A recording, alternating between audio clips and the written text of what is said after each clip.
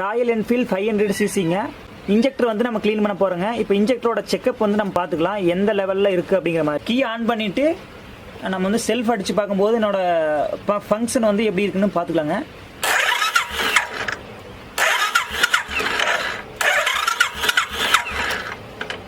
Function பார்த்துருப்பீங்க, லைட்டாக மைன்யூட்டாக தான் வருது. ஃபஸ்ட்டு வந்து நம்ம இன்ஜெக்டரை க்ளீன் பண்ணிக்கலாம். இன்னும் ஒரு செட்டப் ஒன்று போட்டிருக்குங்க. பிரேக் லைன்லேருந்து நம்ம வந்து மெயின் எடுத்திருக்கோம், அண்டு இன்ஜின் பெட்லேருந்து நம்ம எரத்தொன்று எடுத்திருக்கோம். ஸ்பார்க் ஆகுதுங்களா? இன்ஜெக்டரோட ஃபியூவல் லைன் இருக்குது பார்த்தீங்களா, அதில் வந்து நம்ம இந்த த்ராட்டில் பாடி க்ளீனரை வச்சு நம்ம வந்து இதில் இன்செர்ட் பண்ணிட்டு டேப்பு வந்து நம்ம பின் பண்ணியிருக்கோம். இப்போ பார்த்தீங்கன்னா நம்ம இதை ப்ரெஸ் பண்ணும்போது இன்ஜெக்டரோட க்ளீனர் வந்து இது உள்ளே போகும். உள்ளே போனோன்னே நம்ம இதில் வந்து எர்த்து மெயின் டச் பண்ணும்போது பார்த்திங்கன்னா இது வழியாக இன்ஜெக்டர் வந்து க்ளீன் ஆகும். இதை வந்து ப்ராசஸ். சரிங்களா? ஃபஸ்ட்டு வந்து நான் ப்ரெஸ் பண்ணிடுறேன். பார்த்திங்கன்னா இங்கே லீக் ஆகுது, அதுக்குள்ளே நம்ம பண்ணணும். இது வழியாக வந்திருக்கு, நீங்கள் பார்த்துருப்பீங்க.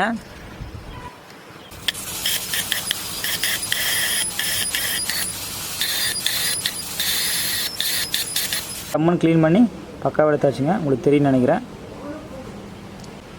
இன்ஜெக்டர் பாடி மாட்டிடலாங்க. அதுக்கு முன்னாடி நம்ம இந்த ஓரிங்கை போட்டுட்டு அதுக்கப்புறம் இந்த ஃப்ரண்ட் ஓரிங்கு, பேக் சைடு ஓரிங் கிடையாது, அதுக்கப்புறம் இதில் ஃப்ரண்ட் ஓரிங் இது.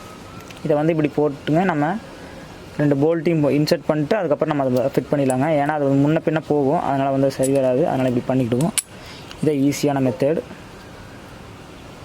கரெக்டாக இருக்கும். ஓரிங் வந்து எந்த இதில் ஒரு டேமேஜ் ஆகாது. இப்படியே போட்டு நம்ம மாட்டிடலாங்க.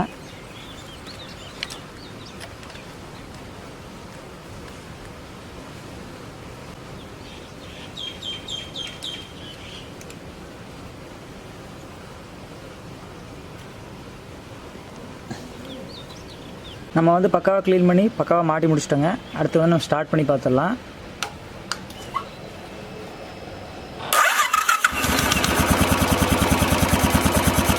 ஸ்டார்ட் ஆகிடுச்சு.